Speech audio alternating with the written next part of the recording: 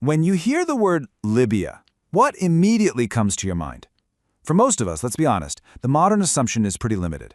We picture vast empty deserts, the oil industry, and, recent headlines about conflict. Right, but what if I told you that the surface story is literally just the tip of the iceberg?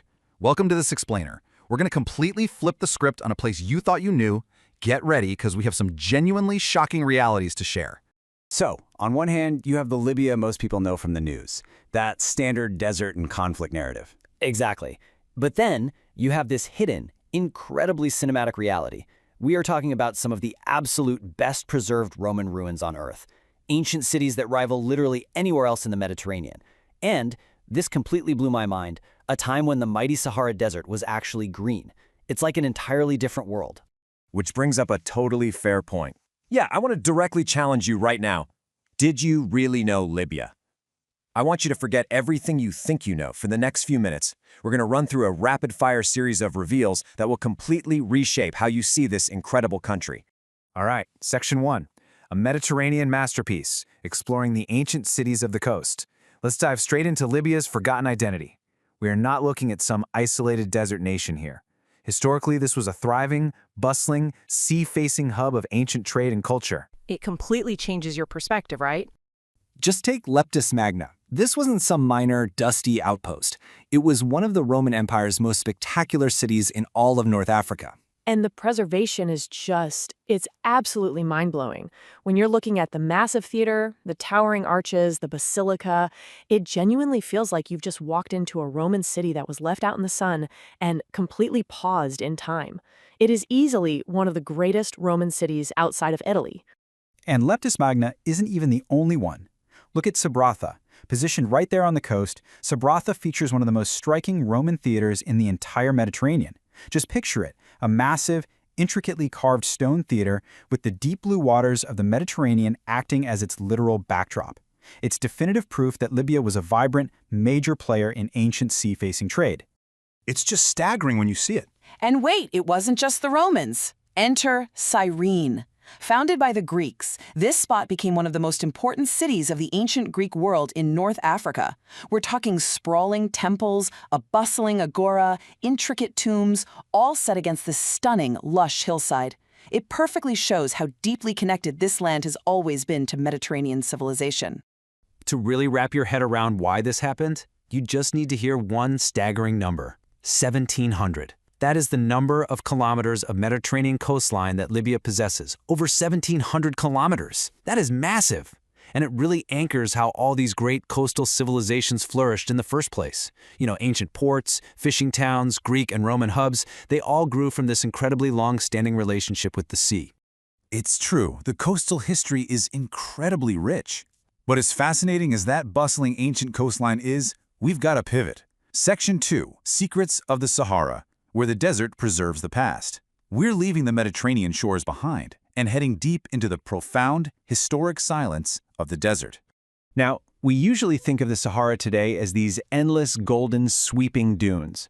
But parts of the Sahara were actually once lush, green, and completely alive.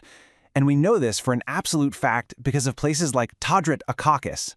Deep out there in the desert, there are rock paintings dating back thousands of years, clearly showing animals, hunting scenes, and pastoral life.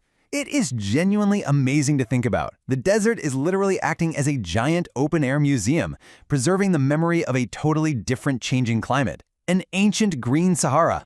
And the way people adapted as that landscape dried out is incredible. Oh, the human ingenuity here is just astounding.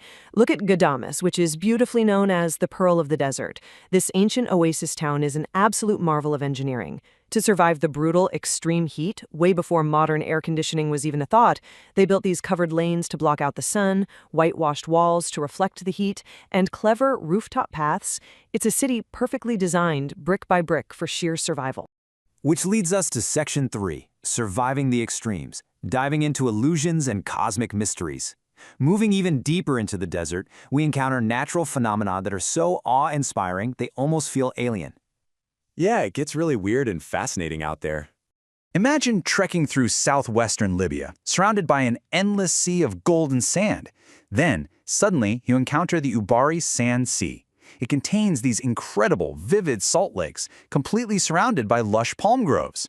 The blue-green water sits right in the middle of towering golden dunes. That sounds completely unreal, like a literal, real-life desert mirage. Exactly. You'd swear your eyes were playing tricks on you, but it's actually there. Then we have this bizarre mystery over in the Great Sand Sea region. For centuries, scientists and travelers have been totally fascinated by pieces of yellow, translucent Libyan desert glass just scattered across the sand. Like, what on earth created it? This part is wild. The running theory is that it was formed by an extreme natural event, likely a massive meteor impact or a cosmic airburst that generated enough intense heat to literally melt the desert sand into solid glass. Talk about a cosmic mystery right under your feet. Okay, so we have sprawling Roman and Greek ruins, ancient rock art from a green Sahara, and alien-looking landscapes of glass and mirages. Which brings us to our final part, Section 4, the ultimate crossroads, looking at the layers of history.